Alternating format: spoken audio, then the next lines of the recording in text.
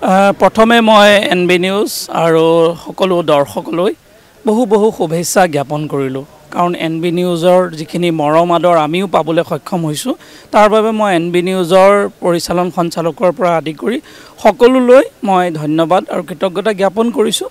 সংবাদ মাধ্যমেৰে আমি বহুত কথা জানিব পাৰোঁ। সমাজ জীৱনৰ বহু বিষয় উন্মোচিত হয়, মানুহে নতুন বিষয় সম্পৰ্কে অৱগত হয়। আমাক সদায় নিউজ চেনেলসমূহৰ জৰিয়তে আমাৰ মানুহৰ সজাগ আৰু সচেতন হয়।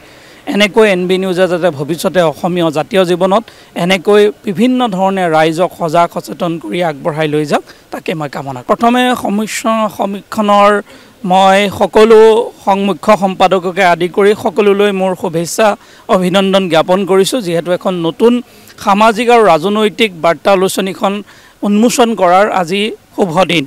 আৰু নিশ্চয় আলোচনীখনত বহু বিষয় আমি জানিব পাৰিম আৰু আলোচনীখনৰ মাধ্যমেৰে বহুত নতুন বিষয়সমূহ উন্মোচিত হ'ব আৰু আমাৰ যিহেতু বহুত পঢ়ুৱৈ এনেকুৱা আছে যিসকলে এই আলোচনীৰ মাধ্যমেৰে নিজেও বহুত কথা জানিব পাৰে বা সমাজৰ বিষয়ে তেওঁলোকে অৱদান আগবঢ়াব পাৰে। নিশ্চয় আলোচনীখনে ভৱিষ্যতে পঢ়ুৱৈসকলক বহুত জ্ঞানৰ সন্ধান দিব, সেয়া কামনা কৰিলোঁ।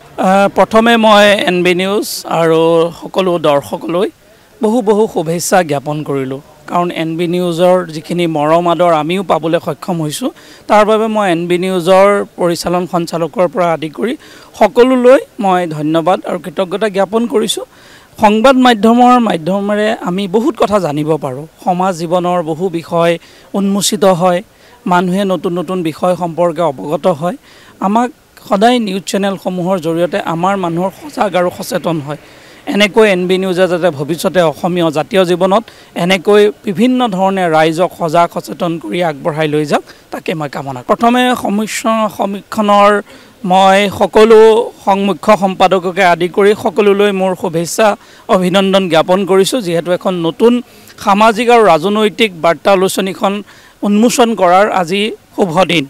আৰু নিশ্চয় আলোচনীখনত বহু বিষয় আমি জানিব পাৰিম আৰু আলোচনীখনৰ মাধ্যমেৰে বহুত নতুন বিষয়সমূহ উন্মোচিত হ'ব আৰু আমাৰ যিহেতু বহুত পঢ়ুৱৈ এনেকুৱা আছে যিসকলে এই আলোচনীৰ মাধ্যমেৰে নিজেও বহুত কথা জানিব পাৰে বা সমাজৰ বিষয়ে তেওঁলোকে অৱদান আগবঢ়াব পাৰে।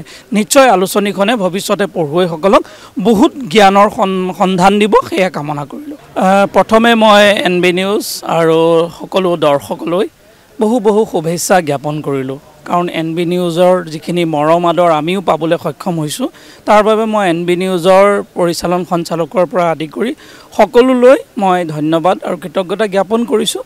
সংবাদ মাধ্যমেৰে আমি বহুত কথা জানিব পাৰোঁ। সমাজ জীৱনৰ বহু বিষয় উন্মোচিত হয়, মানুহে নতুন বিষয় সম্পৰ্কে অৱগত হয়। আমাক সদায় নিউজ চেনেলসমূহৰ জৰিয়তে আমাৰ মানুহৰ সজাগ আৰু সচেতন হয়। এনেকৈ এনবি নিউজে যাতে ভৱিষ্যতে অসমীয়া জাতীয় জীৱনত এনেকৈ বিভিন্ন ধৰণে ৰাইজক সজাগ সচেতন কৰি আগবঢ়াই লৈ যাওক তাকে মই কামনা কৰোঁ। প্ৰথমে সমীক্ষণৰ মই সকলো মুখ্য সম্পাদককে আদি কৰি সকলোলৈ মোৰ শুভেচ্ছা অভিনন্দন জ্ঞাপন কৰিছোঁ, যিহেতু এখন নতুন সামাজিক আৰু ৰাজনৈতিক বাৰ্তা আলোচনীখন উন্মোচন কৰাৰ আজি শুভ দিন।